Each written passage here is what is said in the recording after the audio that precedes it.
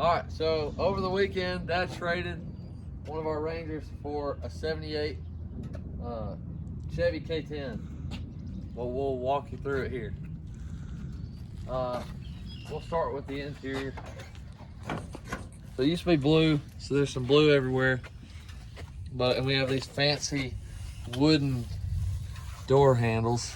Those are nice. Yeah, the interior isn't too bad.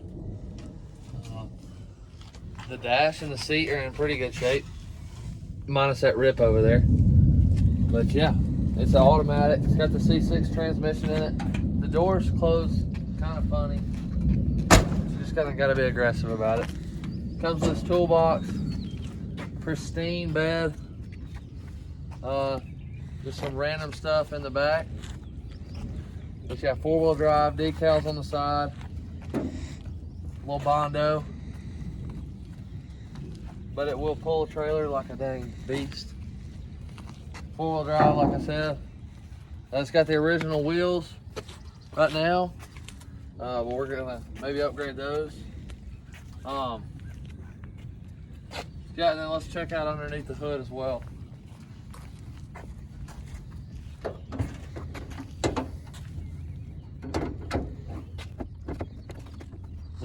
My gosh. Pull it. Oh, I thought it was a lever over here. Nope.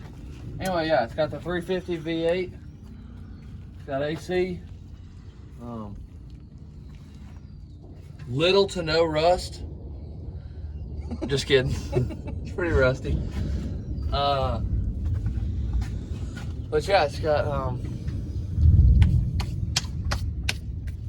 fair share of dents and scratches. But it's 4-wheel drive, so that means it's really cool. It's gonna be an epic adventure machine. This is what it sounds like running.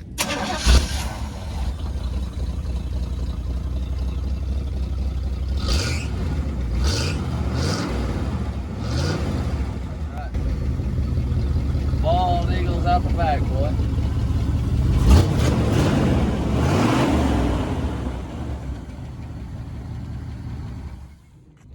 So with the truck, we're just gonna clean it up and give it a bath, and then we might do some Bondo work to it. Probably not. We'll get all the lights working and stuff. Maybe new wheels, definitely new tires to come, and then we're gonna put a 4-inch lift kit on it. Heck yeah.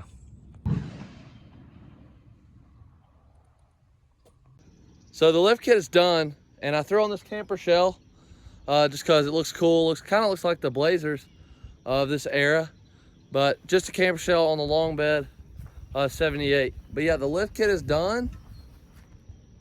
It was fairly straightforward, pretty easy. Got it done in about a day of work. You know, probably 6 hours, and you could probably cut that in half if you had 2 people. So the lift is done. Next up is tires. We'll get some 35s. That'll really stuff these wheel wells. I think these tires are like 29 inches or something. Very little. But we're gonna do that and clean up the inside. And then we're just gonna drive it and have some fun with it. And I'll be making some videos about mudding or off-roading or taking this truck camping. So I look forward to doing that. But yeah, here's a little before and after.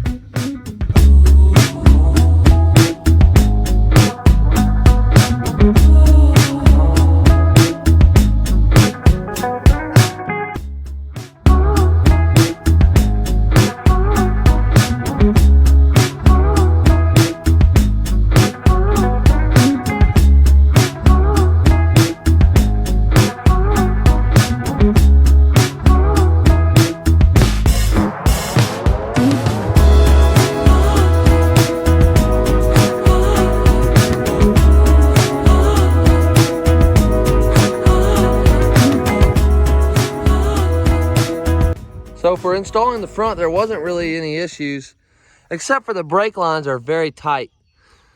However, Rough Country, when I called them and told them that I wasn't sure how the brackets to extend the line worked, which they're supposed to work by pulling down the steel line and taking some of the slack out of it, but the guy said that was a poor design, and so he's sending us brake lines for this truck to have extended brake lines. But the tip that I wanted to give you was on the back. So for the back, when you're installing the rear blocks, which are here, down there, when you're installing those, the axle wants to creep forward because of that space. And so it's really tough to get it to come back because there's little stubs on the leaf springs and on that block that keep the block from sliding. So it's really hard to get those aligned.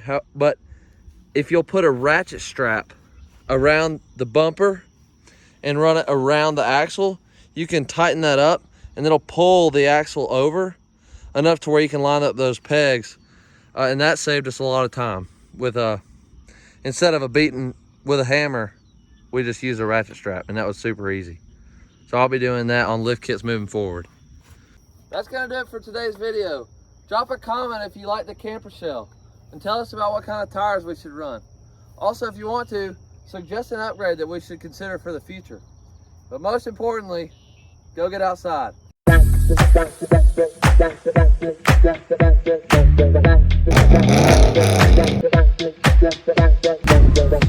Thank you.